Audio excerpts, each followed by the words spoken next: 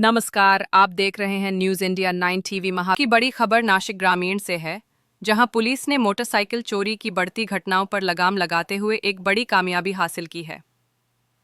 नासिक ग्रामीण के पुलिस अधीक्षक श्री बाला साहेब पाटिल के निर्देश पर स्थानीय अपराध शाखा ने मोटरसाइकिल चोरी के मामलों की गंभीरता से जांच करते हुए सिन्नर तालुका में छापा मारा।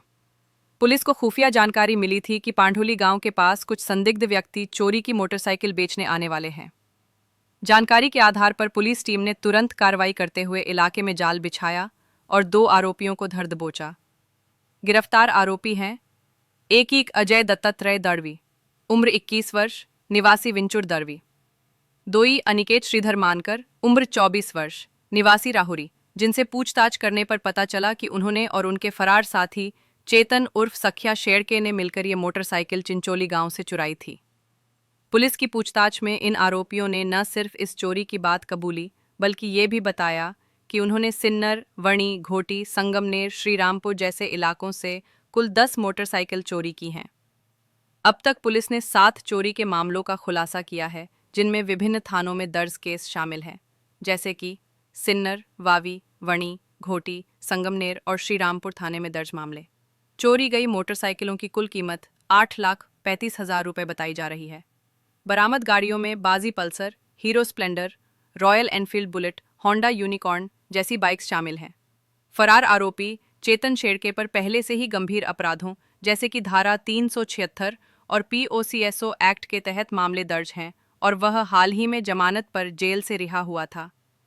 पुलिस उसकी तलाश में लगातार दबिश दे रही है। ये कार्रवाई नासिक ग्रामीण के पुलिस अधीक्षक श्री बाला साहेब पाटिल, अपर पुलिस अधीक्षक श्री आदित्य मिरखेलकर के मार्गदर्शन में पुलिस निरीक्षक श्री रविंद्र मगर और उनकी टीम सपोनी नवनाथ सानप, पुलिसकर्मी विनोद टिड़े, नवनाथ शिरोड़े, हेमंत गिलबिले और प्रदीप बहिरम द्वारा अंजाम दी गई।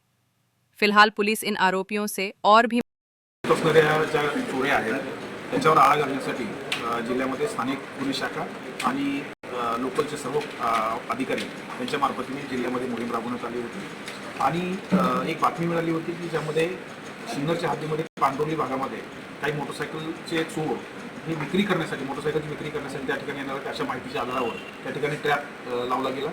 त्याच्यामध्ये 2 आरोपी मिळाली। या 2 आरोपीकडून आतापर्यंत 10 संशयित मोटरसायकली ताब्यात घेण्यामध्ये यश मिळालेलं आहे।